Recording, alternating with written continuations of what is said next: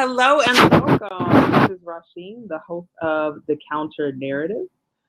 Today we are having a conversation. The topic is Black educators, and I have four fantastic guests that are going to be joining us very, very shortly. I'm going to go ahead and kind of just let them come in gradually and let them tell them a little bit more about themselves. We're going to be talking about everything from the significance of Black educators in the school system, to the school to prison pipeline, to testing, to core curriculum. And you'll be able to hear from actual educators that are in the field, their lived experiences, their challenges, ups and downs and all around. And if you are here listening and watching us live, then feel free to type a question in the chat and we will get to your question or your comment or your concern, as well as if you are watching a replay, we'll definitely provide an opportunity and a space for each individual to be able to connect with some of our speakers, not only here, but also off camera at another time, because not only are they educators and professional educators, but they also have their own social entrepreneurships where they are giving back in the way of education in their own way. So first to join us, okay, I'm just making sure my connection is there. First to join us is Kiala Givehand. Did I say it right? Kyla. It's all good. It happens all the time. I think my mother did it on purpose, so it's all good. Thank you. I appreciate that. You know, because with a name like Rasheem, I can't be I gotta be people's name right. So we have Kyala Givehand from Teaching Tune-Up, and I'm gonna let you guys know a little bit more about her later, as well as Bridgett McGowen-Hawkins. Did I say that right? Yes, you said it right. And even if you did not say it correctly, yeah, right. We have a history. We're gonna play that on Sheeta, right? Right. You can beat up Bridgett all day long, but yes, that's correct. And just so pleased to be here today. Thank you so much. And of course, we have, every time I see you in different platforms, Dr. T, I see just Dr. T. And it's like that relative that you know is Uncle so-and-so, but you don't know their full name, but it's your uncle though. That's all you need to know, baby. It'll get me through the day.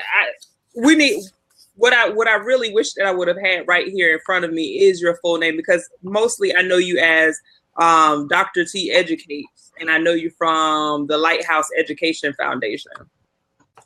But you can, I'll give you space to tell us a little bit more about yourself. We have one other speaker, Damon Givehand, who is going to be joining us as well. So we'll be playing a little bit of musical chairs. So I want to do a little bit of a brief bio. I want to introduce you to the audience that's here, as well as people who will be watching the replay. One of the first things that I want to let everyone know about the people that are here in this room right now and that are on this video that you're watching right now is that I had an opportunity to listen to each and every one of them. I had an opportunity to learn from each and every one of them. And I found not only the conversation enriching, but the types of questions that they presented to the conversation was very fulfilling. And that is why they are here. And when I put this together, these were the people that were the first people who came to my mind. So on another platform called Blab is where I met Kyala, Bridgett, as well as Damon Givehand, who's going to be on later.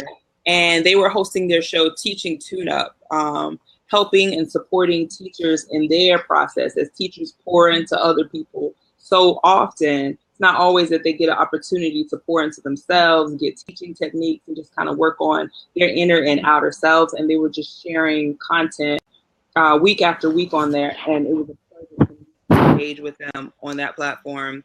I met Dr. T. He was being interviewed on another show about, I think it was What Do Blacks Want and Why Education. Was that the name of the show? Listen, I try every now and again. That's exactly it. So on that show, I got so much from Dr. T and was able to ask him so many questions that he was able to engage with me. And I found that so profound. that is why the people that are in this room right now are in this room. And so that I could stop babbling and running on, I'd like you to each take a moment to just kind of introduce yourselves. Kyla, can we start with you? Yeah, sure, absolutely. How succinct would you like me to be? You don't want my whole life story, right? So give me some parameters, Rasheem, or I will talk for a very long time. I hear you. No, I'm with you. So I want to know, what is your passion? What type of educator are you? And as well as, what are you up to? Like, how are you showing up in the world? And that's around whether it's through your social entrepreneurship or the tool that you're using by which you're fulfilling that passion. Yeah, absolutely. Okay. So I am definitely absolutely passionate about creative empowerment. Is one of my biggest passions. I just believe creativity is, once you tap into your creative essence, to me, it's almost, it's the equivalent of mothering something, right? It's the equivalent of bringing something into the world that did not previously exist. And educators, we do that all the time, whether we want to acknowledge it and call it that or not, but we do that. We're doing that all the time. So creative empowerment, I like to empower people to tap into their creative gifts, talents, passions. And right now I'm doing that in the world. I mean, I was a classroom teacher for 20 years. I've taught everything from babies, a very long time ago, all the way up to PhD students. And so I've been at all levels. I've taught adult learners. I've taught people who were classified as at risk, all the way to the gifted student who is also at risk, if we want to be real about it. And so formally, I am trained as an English educator. I've taught, all sorts of things in the English liberal arts arena. But I have a bunch of other degrees, other pieces of paper that say other things that I am qualified to do. But my passion is just working with people, helping them tap into their own personal gifts and talents and passions. And I'm showing up in the world, I think, right now mostly as an artist. I think the work that I do is very much about connecting with people who want to, use art as a way to express themselves. So I do a lot with, I'm a bookbinder. I make handmade books. And then I help people bring their artistic love and passion to other people through starting a business. So I work with a lot of artists and writers and tarot readers and astrology guides and people who are doing on the fringe, non-traditional kind of work in the world to make a living.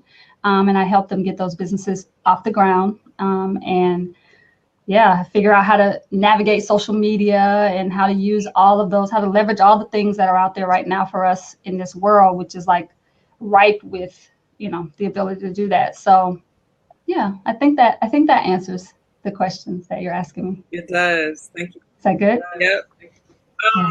And I guess I should also say I support teachers in doing the work that they do, because for 20 years I was, in the trenches in the classroom, and I understand the lack of support we get from, it's hard to get the kind of support we need because everybody is in the trenches, right? When everybody's out down there, it's really hard to get the support from your administrators, because we often forget our administrators are in the trenches with us, right? Even though we see them on a different level, they're actually in the trenches too. So what we do at Teach and Tune Up is we try to embrace the whole educator, and be sort of out. Not that we're not in the trenches, because we still are, but in a different way. We're able to kind of, lift up, support, encourage, and empower teachers in a way that I don't think they get traditionally. So personal and professional development in that way. So just to add that piece. And Dr. T? Great. Well, I'm going to be boring compared to that, but I think the common thread in what Kayla said is empowerment. Most of my work in my educational career, and I think everything I've ever done, has always been about empowering people. And that empowerment for me is always really starts with people believing in themselves so they can begin to see possibilities. So my work right now, currently how I'm showing up, is I have a foundation I started a few years ago, the Lighthouse Education Foundation. which takes a different approach to mentoring. My experiences as an educator over 26 years with mentoring programs has been when mentoring is delivered from a telling position. It's like a shared experience position, rather than guiding experiences. And this is where my foundation takes a different approach, and it doesn't make assumptions. I think in the approach of empowering people, you have to be forced to limit your own assumptions and step back. You have to also give people permission to fail. So that's one way that I show up. And the other part of it is as it relates to school and education. I run an educational consulting company. I think I'm now in my 8th year with this company. Yeah, June 10th, 2008. And the name of the company is Empower Ed. And as Caleb mentioned about the teachers being in the trenches, my work has been to kind of make sense of the trenches, because we don't have to keep getting our feet muddy and sinking. So I bring a systems approach to that without throwing the baby out with the bathwater. That's great. Of course, Bridgett. Oh, and let me, I got to clarify something, because you only know me as Dr. T. My name is Dr. Marvin Thompson. Right? That's kind of good to know. You know, it is good to know. And I'm like, I don't know. I'm my brain is like you ever get where your brain is so. No, that's not your fault. That's not your fault. If you go to all my social media, that's all you see. So that would be all you know. Right. That's not your fault. Yeah. And of course, my sister from another Mr. Bridgett. Rasheem. All righty. Well, listen, I am going to be so boring until people are going to go to sleep with this introduction. Just very quickly, my name is Bridgett McGowen-Hawkins, and I'm so privileged to have the opportunity to spend time with you today, and to spend time with Kiala and Damon. One big passion of mine right now is teaching, and especially helping people find their voice. And putting power behind their voice, both literally and figuratively. Outside of the work I do with teaching tune-up, I also have a public speaking firm where I do workshops, I do seminars, I do keynotes, and those sessions aren't just a sit and get type of session, but we talk about how do you put some energy, how do you put power, how do you put passion behind what it is you have to share. Everybody has a story, whether it's in education or outside of education. Everybody has a story. And so you get techniques, you get ideas, you get strategies for making sure that your voice is heard, that you show up and you're seen and you're heard and you're great at it. And so I spend a lot of time with educators, post-secondary educators, and a lot of time with people outside of education. But my work with Damon and Kiala at Teaching Tune-Up is solely focused on the professional development part of the educator. How can you be the most amazing person in the front of that classroom, not for yourself, not about yourself shining, but so your students shine. Oh my goodness, you shouldn't have given me the microphone, Rasheem, but I'm about to, cut it short. That's my passion. And I show up with quite a bit of blogging, quite a bit of time on social media, working on some webinars that Damon, Kiala, and I are going to roll out this fall to a large audience of faculty members.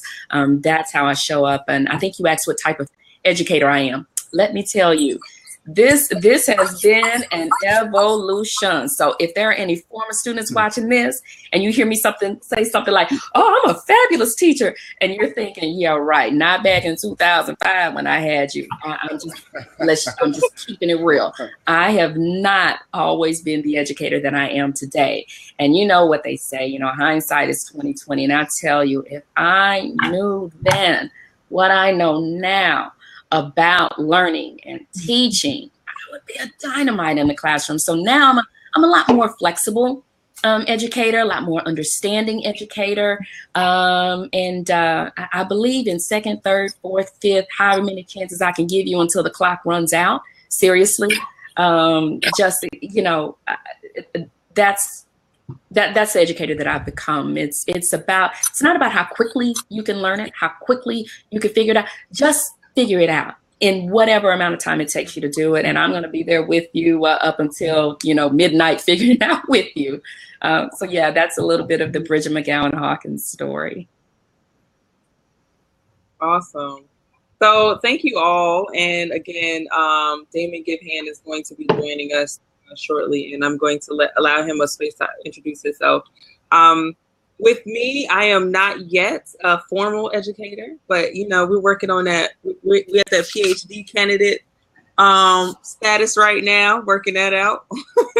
And I really appreciate each and every one of you, honestly, showing up. This is a new endeavor of mine, having the show, and I'm honored to have your time, your talent, your energy, your information, and I'm eager to share what you have, or to help you get out what you have to share with the world, with the most people possible. One of the first, I just want to get right in, right? One of the first questions that I want to ask, and I'm actually going to start with Kiala again. And I want to ask you, because I actually asked Dr. T this, but I'm going to ask it again anyway on this show, is do Black educators have a unique role to play in the field of education? And if so, what exactly is that unique role? Mm-hmm. You know what, Rasheem, when I looked at the question sort of preview, I didn't want to be scripted, so I tried not to, this was the one question where I was like, I should write down something, right? And I didn't. So here, but I had time to think about it. And the basic answer is yes and no. And I know that's probably not the answer people want to hear, but I say yes and no because I don't want Black educators to think that the onus is on them to educate the rest of the world about what it means to be Black. And I'm saying that hoping that people will hear what it is I'm trying to get them to hear there. So let me give a little bit of context about what I mean. I grew up in the South, in Florida specifically, and Pensacola, Tallahassee, and then on to Miami area. And so that's a different kind of South than, say, if you live in California and you say, I grew up in the South, they think LA, right? Because they're thinking Southern California. So we moved over to California, and it was a complete re-education about culture, about society, about what it means to be an activist, about how you deal with what civil rights and human rights mean over there is very different than what it means here in the South, in Alabama, Tennessee, Mississippi, Florida, Louisiana, right? It's a very different. And so I grew up and was raised as a teacher, right? In my teacher raising, to believe that the onus was on me to help every other race understand the plight of my race, and to understand and to bring that into the classroom with me, to wear that as my armor every single day. And it is both a burden and a blessing in a lot of ways to have that, to have the knowledge and to have that wisdom and have that information and to be able to share it. And so a lot of times what I find is educators who take on that as their armor never know how to take it off. And if you've always got on your armor, it means you're always in battle at every single moment. That means with every person you come in contact with, you're ready for a fight. You're ready for the right. And so the onus becomes, so to me, that's the no. It's like, it's okay to take it off sometimes. It's okay not to feel like you have to be the one to educate every single other person on the planet about what has happened to Black people and how that has shaped this or shaped that and why you should do this. And right, it's a burden in a way, but it's also a blessing to have your eyes open to that, because now it allows you to navigate the world a little bit differently. Maybe it makes you a little more compassionate. Maybe it makes you a little more sensitive to other cultures who might be, or not even cultures, but subcultures of our culture who might be being oppressed or having some kind of oppression placed upon them, I guess is the lack of better word. So do we have a unique role? Yes. And that unique role is remembering that it's not always a battle. It's not always, it doesn't always have to be the need to, at every single second, defend our plight and our right to be here and our right. I think sometimes we get that and we never know how to turn it off. We never know how to, in a 5th grade classroom, just be silly and have fun with the kids and let them be kids for a little bit, right?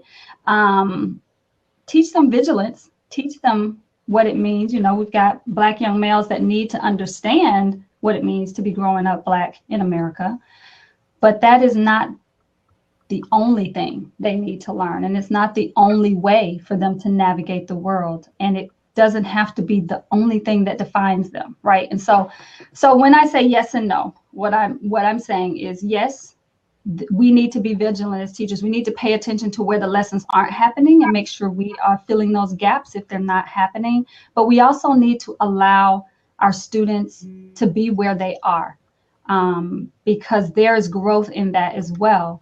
So the yes and the no is, yeah, we do have a unique role. A lot of education gets lost at home just because of generational gaps, for lack of better words, right?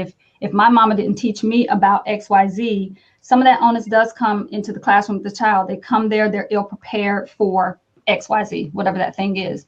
So yes, you do have a unique role as a Black educator to make sure that not just Black children, but that all children learn tolerance, acceptance, and that, yeah. So I don't know, I probably will start rambling at this point, but yes and no is my answer to that. And primarily because I want teachers to know that you can take the armor off sometimes and allow children to be children. And I'm specifically speaking to the K-12 teacher right now, and then to the higher ed teacher, knowing that some students are going to come with their armor on because they have been taught that, right? And so learning at that level how to give people space to have on their armor, but also making it conducive in your classroom for them to take it off if they need to. Because if they walk around with it on 24 hours a day, 7 days a week, that's a different kind of existence.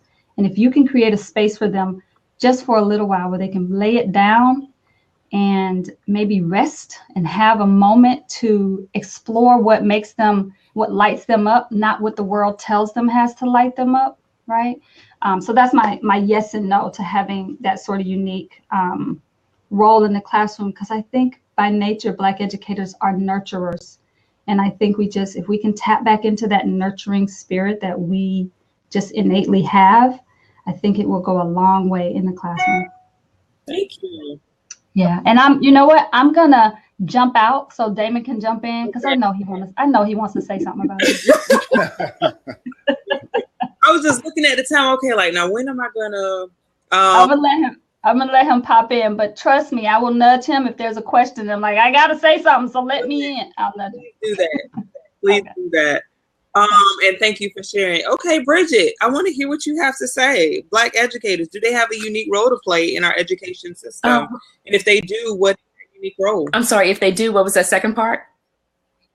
Oh, sorry. If they do have a unique role, what is that unique role, or how is their role unique to others? Well, you know, the default answer is yes. Yes, absolutely. I think that question was a setup, right? But you're trying to check and make sure we're actually listening, right?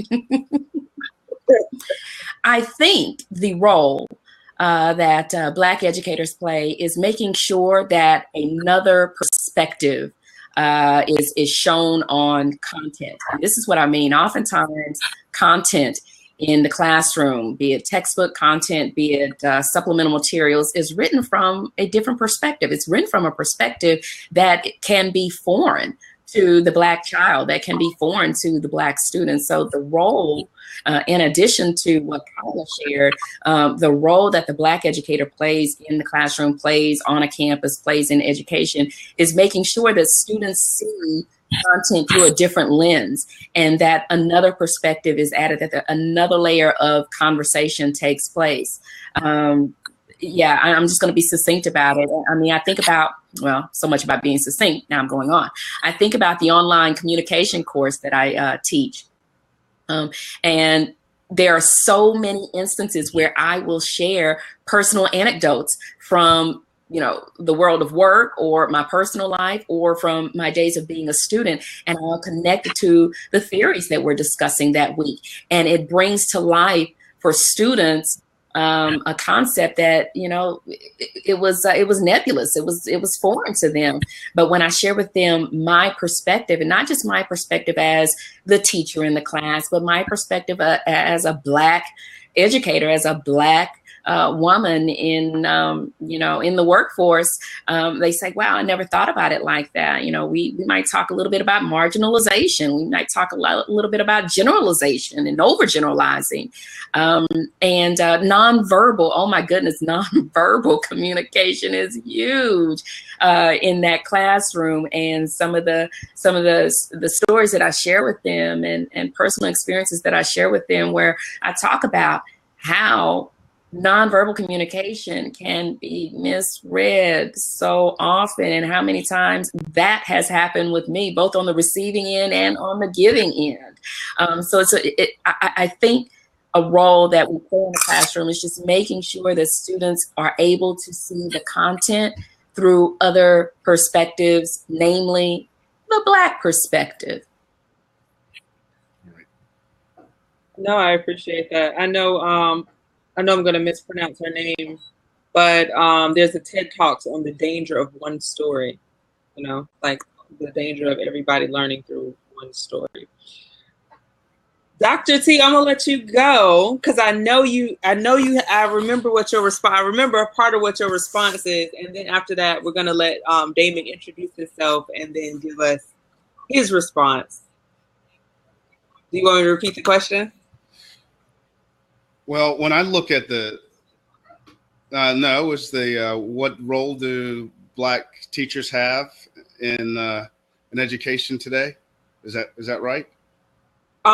It is, do Black educators have a unique role to play in the education system? Unique role. And if so, how is their role unique to others? Okay. I think the first thing my response is to take a look at the magnitude of impact. So when we start talking about behaviors, we can put it into context. We have roughly about 82% of our teaching corps in the United States is predominantly non-white. So, and we also, with that dynamic, we have fewer African Americans going into the teaching profession. So we can see that number decline as well. So when we start talking, where we do see them heavily concentrated, however, are primarily in our inner city areas and communities, with probably exception of where I am in New Orleans, because we have the proliferation of charter schools where it meets the workforce meets the national demographic. So when I look at this question, I look at it from where can you have your impact when you are in two different ways. One, when you are a collective majority in a community. I think that signifies how impactful a group may be able to have with their understandings of the community and how they respond. And at the same time, if you are a minority teacher in a non-minority majority, you're a minority in a teaching workforce, your role is going to be significantly different. So when I'm looking at the latter and you're the minority, your role is a modeling one. And I think it's a modeling, kind of going what Kiala says, you feel like you have to carry the burden. Well, I think that unique responsibility is not carrying the burden. I think that in those instances, you are just the consummate professional that you are out to be, and whatever engagements that you have, that belongs to someone else and not you. And that's not a unique experience to African Americans or minority teachers in those environments. And we don't have to be the go-to person for that. So I think there are some things, some parameters we have to set in a unique way to hold others accountable and for their response to the minority population they're dealing with when you're the minority. But I also see in the dynamic when we have a majority African-American teaching corps in the inner cities, when we know the issues that they're hampered with, I think it does require a unique opportunity to address a lot of the structural inequities that we talk about.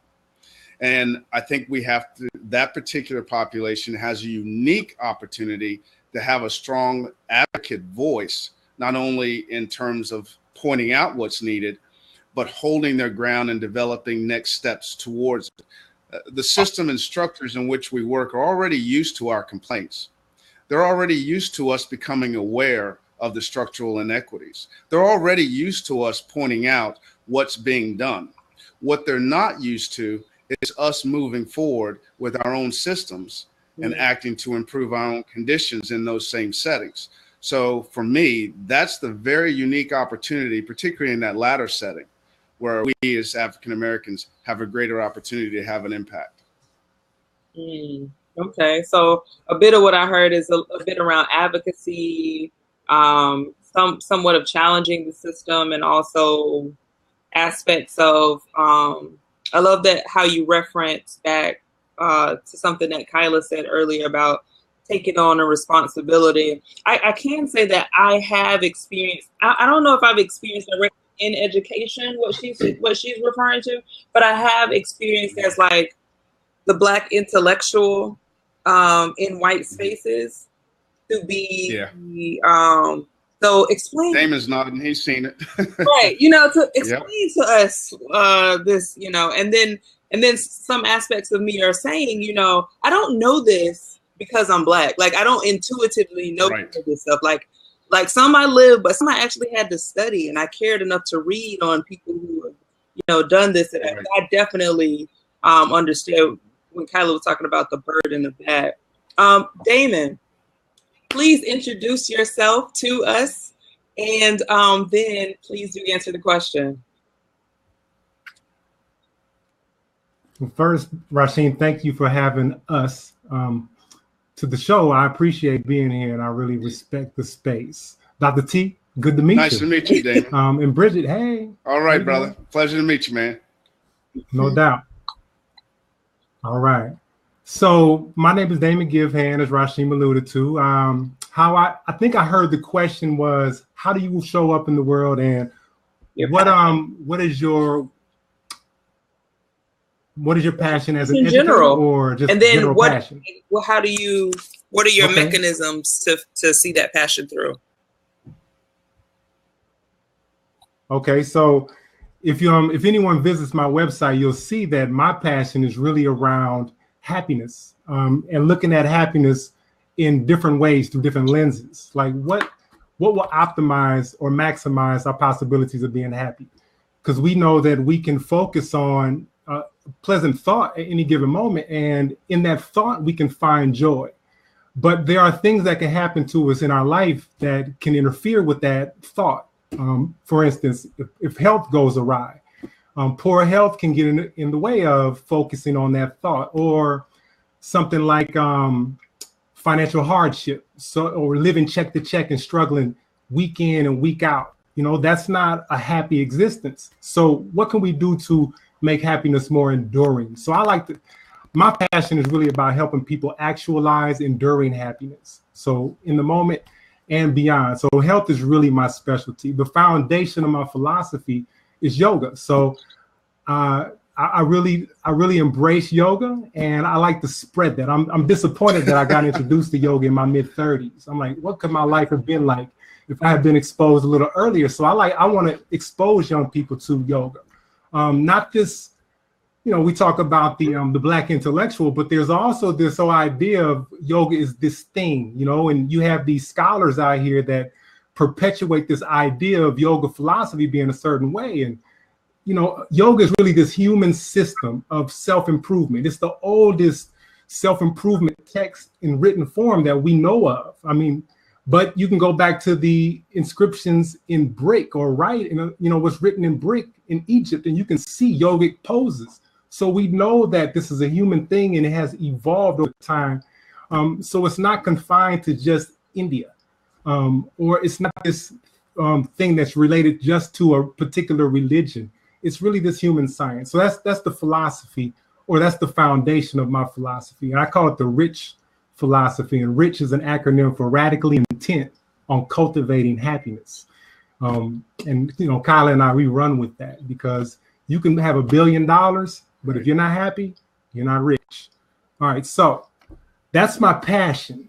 And Kiala, myself, and Bridgett, we joined forces to bring into existence Teaching Tune-Up. That's how we show up in the world as educators these days.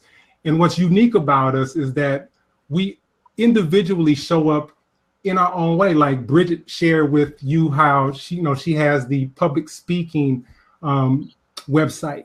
Kiala, she shows up as an artist, and I show up, trying to really spread this whole rich philosophy. So we do things, and Dr. T, I noticed, also has an online presence where he's doing something else. So we, as educators, I think it's our responsibility to show up in the world in a much greater way than we're expected to, like beyond the job description. I think our role as educators, going back to your question, do we have a specific role as Black educators? And if so, what is it? Yes, we do, in my belief. And that responsibility is to show up in the world in a visible way. Not to just teach content, not to just go through the motions of educators, doing the job we were hired to do, but really living life in a great way. How does the quote go? I think it was Howard Thurman. He says, "Don't do what you think the world needs, do what makes you come alive, because what the world needs is people who have come alive." And we are all doing that. And I think that's our unique responsibility as Black educators. I think it's also our responsibility to know the history of education. Yes. If we don't know the history of education as Black educators, then it's like we enter into the middle of this context that's already in motion with some degree of amnesia, and we're easily manipulated if we don't know what the hell is going on. And I think knowing the history of education allows us to see the trajectory, so we can know where we were, where we are, and we can see where things are going. Amen. And we can know what our responsibility is.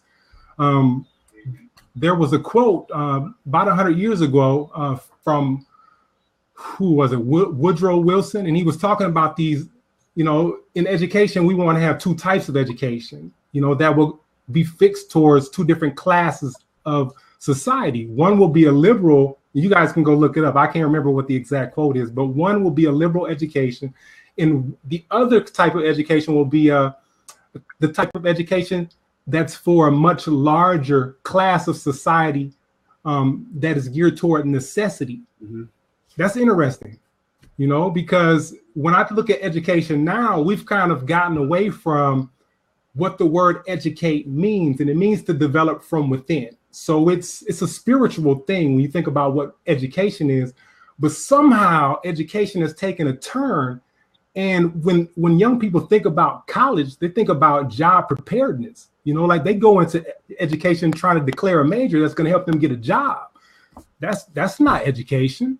But education gets used a couple different ways. I mean, so you gotta know what, I think as Black educators, our unique responsibility is to know what education means according to our own definition, like in the deepest, truest, most historical sense, and not be confused when we hear the word education when other people are using it, with other motives. So that's kind of who I am, what my passion is, what I think our unique responsibility is as educators. And let me say this also. I think another unique responsibility we have as Black educators is to love genuinely. Our students need to experience love. And to love genuinely, I think requires the individual, and I'm speaking to the educator right now, to love him or herself And I think about, the only way a person can know love is to be both giver and receiver at the exact same time, simultaneously. So to give love with intention to yourself, you'll know that what you're receiving either is love or isn't love. And based on what it feels like, you'll know to, tweak what you're doing. I think it's a mistake for us to try to project love, and this idea that, I'm loving my people and I'm loving my students, if we don't know that our love is actually coming across the right way. I look at love as something like, it's infinite, first of all. It can't be defined. To define it puts limitations on it. And since it can't be defined, it can only be described. And I think of love as this experience that can only be described. And when I think about something that I love, if I love it, it means that I do what's best for it, period. And if I love myself, I'm going to do what's best for myself. So that means improving myself, becoming the diamond that I'm meant to be. And that takes years of pressure and heat, that I put on myself. But that's the only way I can know if it's working. So if I understand how to love myself, then I'll know how to love my students, my young people, in a tough way. Sometimes love is saying no, right? But love is also laughing and having a good time, and going back to what Kiala was saying about, taking off that armor. I think we do get caught in studying the problem. We're so fixed on the problem that we're faced with today that all we know is the problem. Therefore, we're doomed to perpetuate the problem because we don't see how to be another way. And I think we should notice the problem, but we shouldn't study it. I think we should study where we want to go so that that's fixed in our mind. And whatever we do will kind of be in harmony with steps that move us toward what we want versus trying to avoid what we don't want. So I love that's what you have. People what their passions are. Because I always can tell when it's like actually a passion by the energy that they give it and the way they describe it and how they line up and each and every one of you is just kind of like, yeah, and this, oh wait, and one more thing, and I love that. So one of the things that you mentioned, Dr. T, was that recent studies have shown that there are fewer people of color entering education in terms of being teachers. And right now we have a very large percent, 70 to 80% of teachers, especially in elementary, are white or white women more specifically. Right. And so sometimes they're not reflecting the students that they're teaching. Absolutely. And then Bridgett, you mentioned it's significant to bring perspective, right? And introduce more than one story, because if the person that is the authority figure that you're getting information from is telling a story, and that story is congruent with the story that you are reading and learning about, and it's not something that you experience, it doesn't take your culture into consideration, it doesn't provide any unique perspective, it just gives one perspective. Before I ask this next question, I actually want to read something that Kiala said. Kiala said, "We are more than classroom teachers, and that's for every teacher. We are not the sum of what we do in the classroom. Extend and expand." And I love that. So the question that I wanted to ask you, Dr. T, is with knowing that there's fewer people of color going into education to be teachers, how do you foresee that impacting the school system in general, and how do you see that impacting, or how have you seen it impact education, and specifically education of Black people? Well, please, this is going to be recorded, right?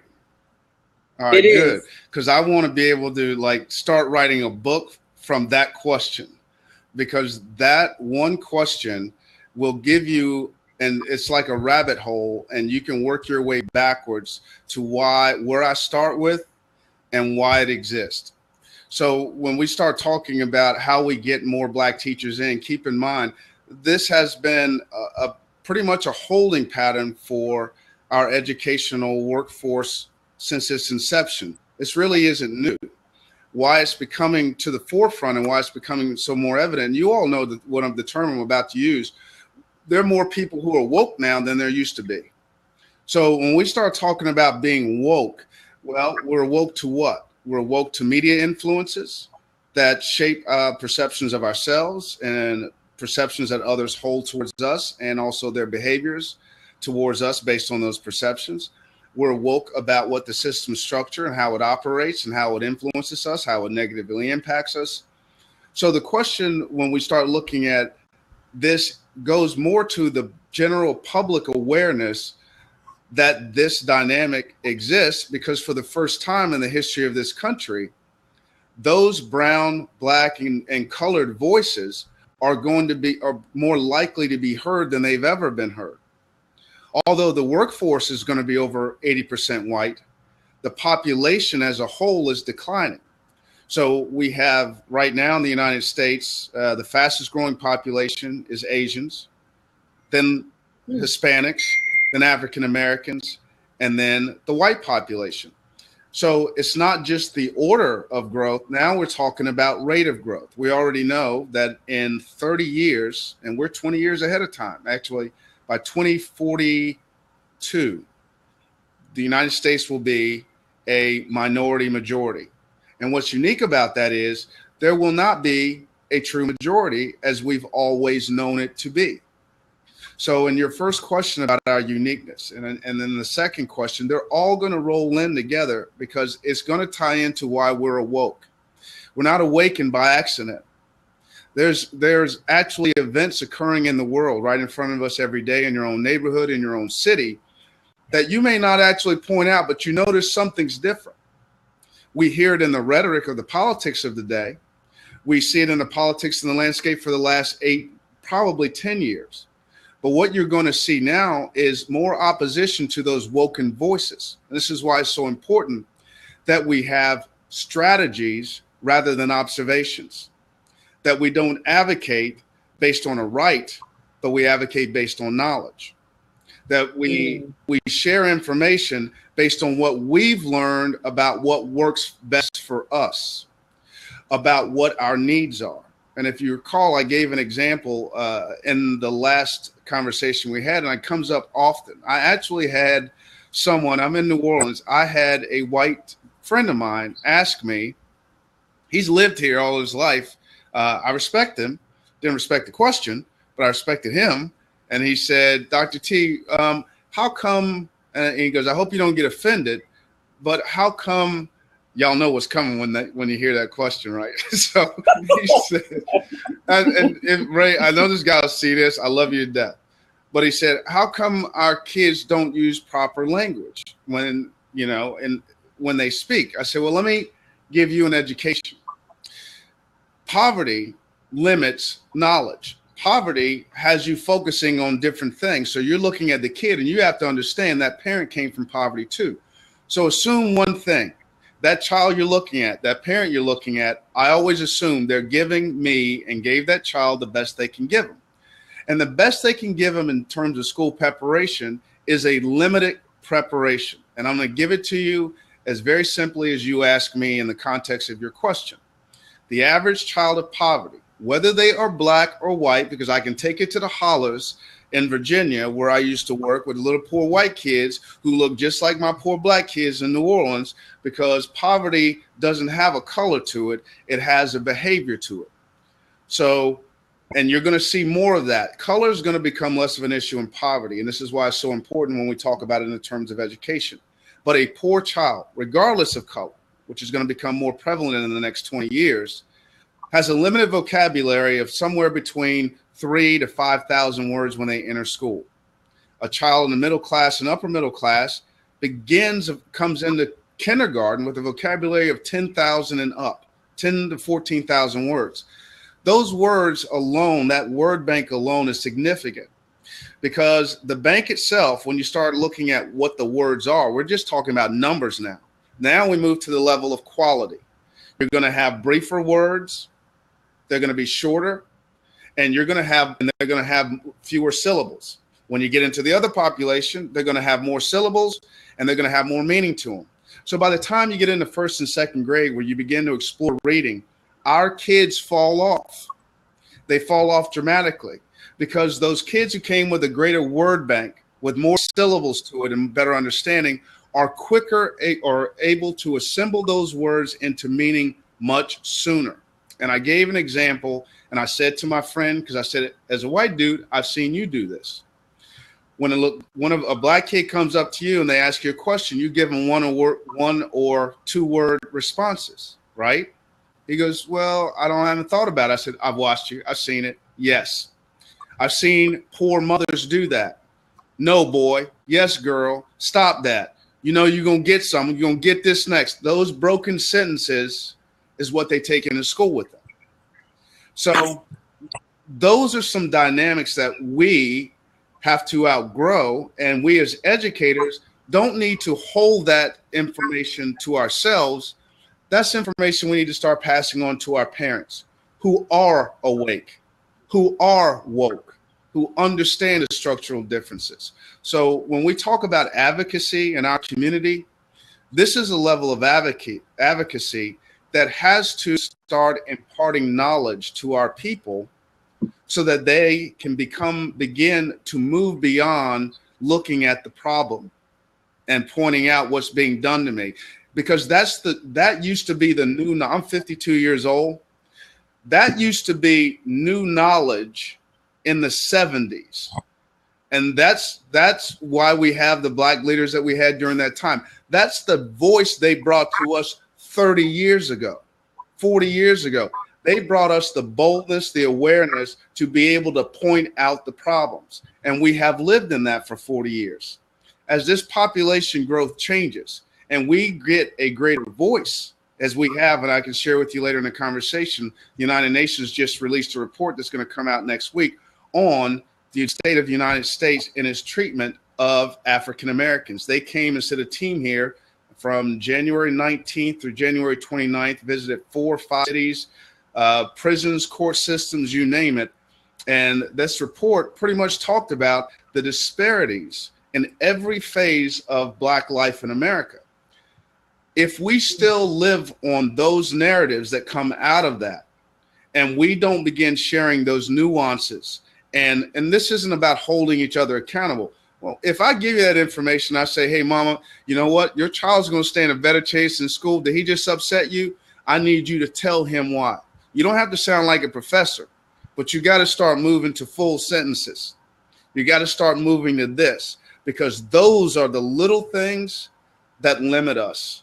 So when I look at this issue of advocacy for us in our community, how it impacts our population, how it impacts our school, this rich history of education has never been born out of an equal opportunity to us. And we keep talking about the disparity of the achievement gap, the school to prison pipeline. I always remind people, you cannot forget how it began.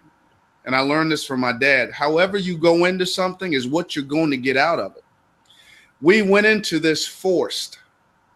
Integration in schools was not something that was welcomed. We had to fight for it. And where I came from in Virginia, they would rather close the school down for 7 years, open private schools before we even got to go back to school again. So that rich history has never been lost in its structure, in its design, and then, frankly, in its intent. But for the first time in the history of America, that has an opportunity to change.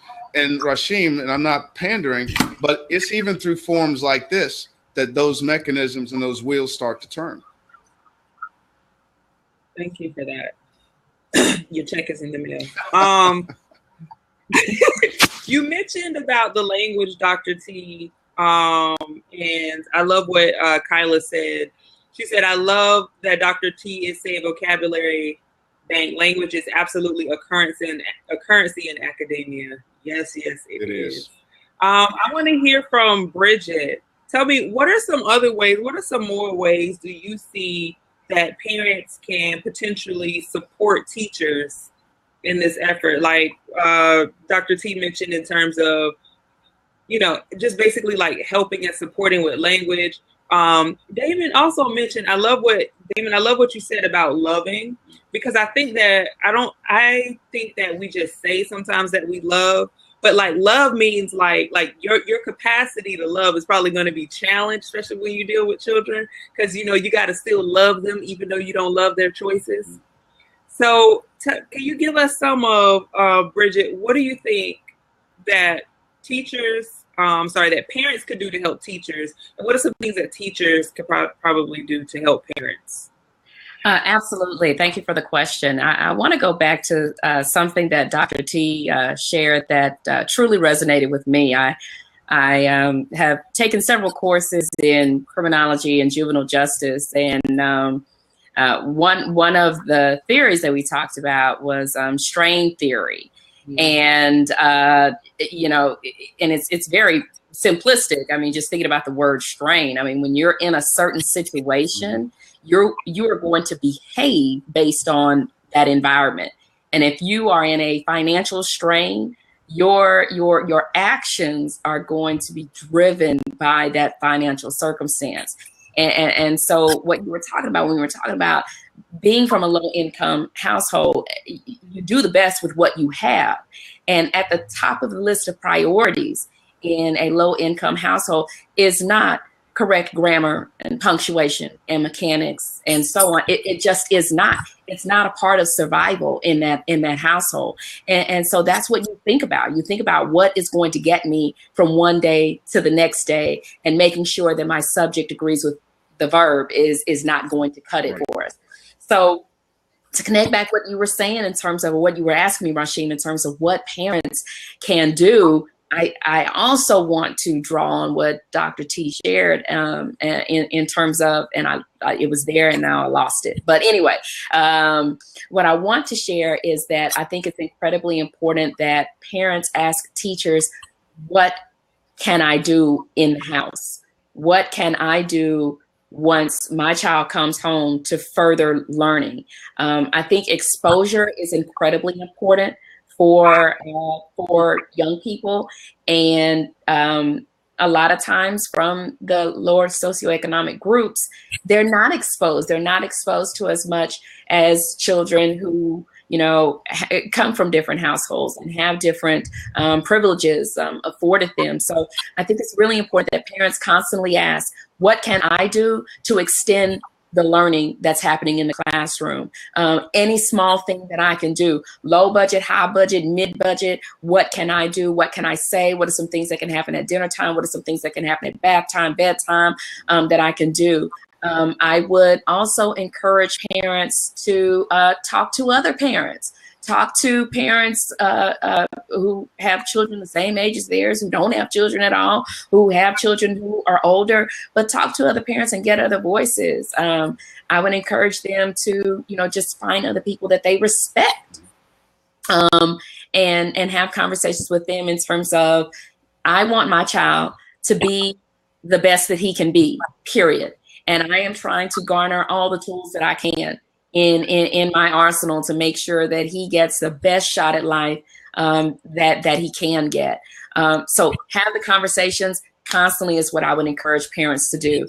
Talk with the teachers. What can I do? Talk with friends. Talk with neighbors. What can I do?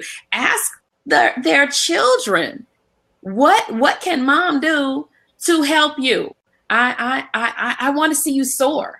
I want to, and I know that I don't know everything. I don't know everything there is to know about education or being successful.